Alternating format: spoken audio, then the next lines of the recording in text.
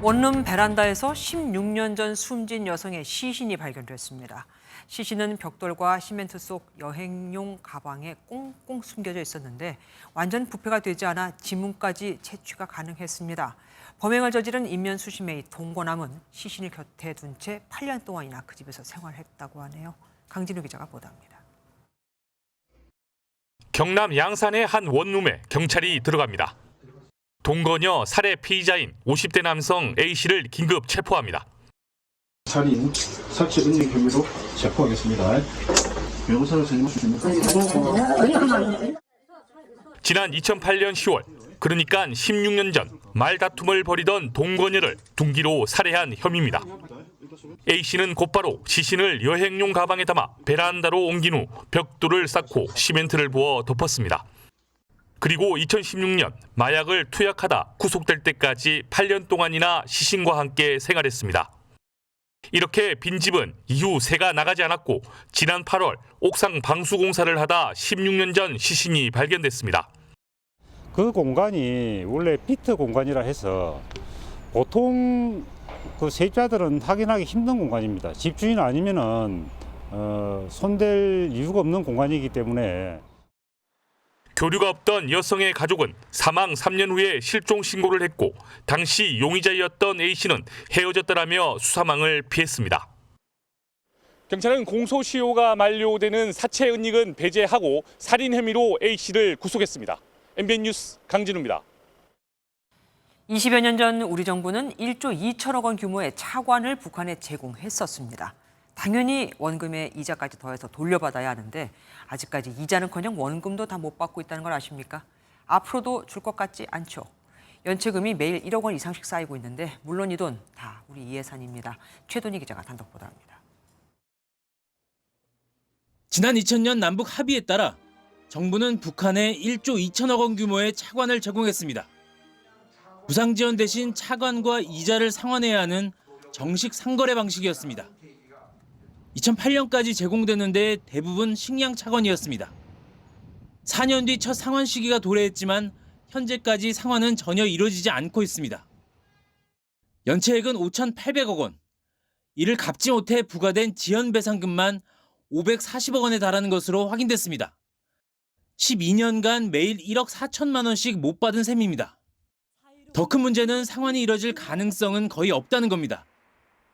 지연 배상금 외엔 강제 상환을 위한 별도의 장치가 없기 때문입니다.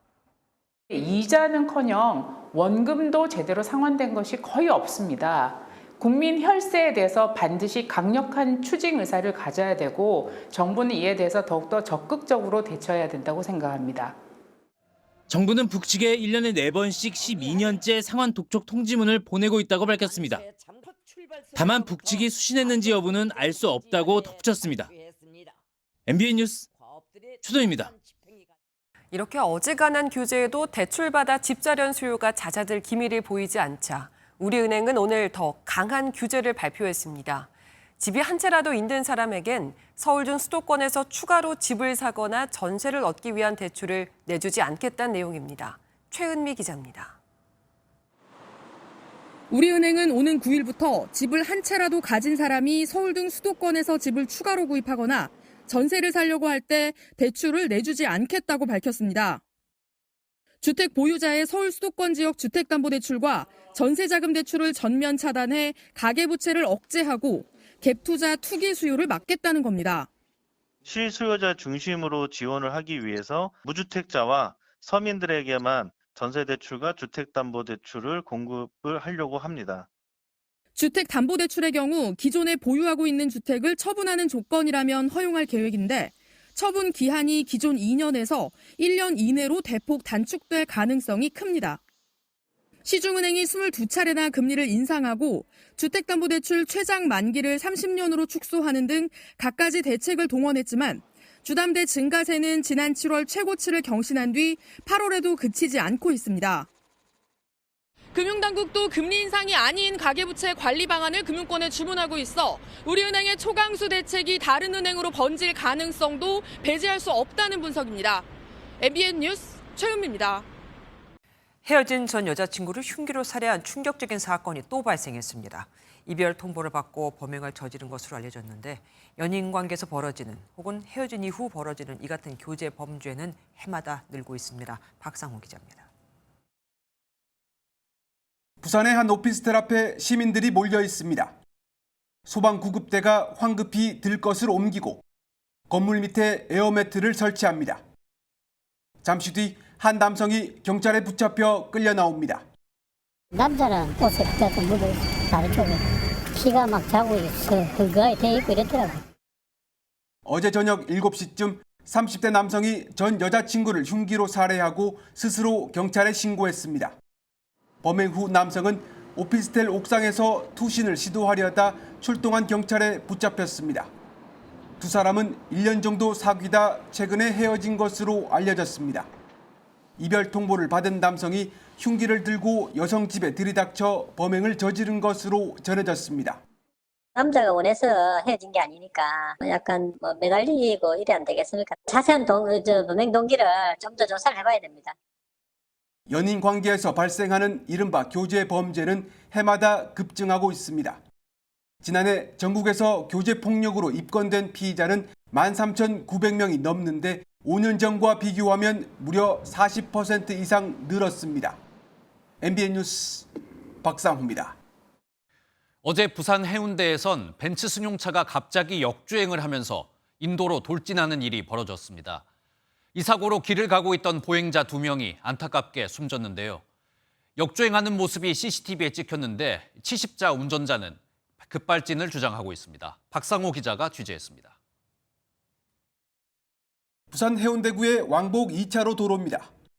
중앙선을 넘은 검은색 벤츠 승용차가 빠른 속도로 거슬러 질주합니다. 굉음을 내며 인도로 올라탄 차량은 급기야 주차된 화물차를 들이받습니다. 이 과정에서 보행자 2명이 차에 그대로 치였습니다. 70대 여성은 현장에서 숨지고 60대 남성은 병원에서 사망 판정을 받았습니다. 사고를 낸 차량은 이곳 상가를 덮치고 나서야 멈춰섰습니다. 여기에 세워져 있던 가로등까지 쓰러져 주변 건물의 전기 공급도 끊겼습니다. 현장은 순식간에 아수라장으로 변했습니다. 건물이 흔들렸었어요. 그럼 파편이 막 순간적으로 막 오른쪽으로 막 튀어갔었거든요. 엄청나게 대포 소리도 그런 대포 소리 없어요. 사고가 난 곳은 평상시에도 유동인구가 많은 곳이라 더 큰 인명피해로 이어질 뻔했습니다. 경찰에 붙잡힌 70대 운전자는 급발진을 주장하는 것으로 전해졌습니다. 조사를 해봐야 됩니다. 음주 감지하고 마약 시약 다 검사 다 했습니다. 다 음성입니다. 경찰은 차량 블랙박스와 주변 CCTV 등을 토대로 정확한 사고 경위를 조사하고 있습니다. MBN 뉴스 박상호입니다.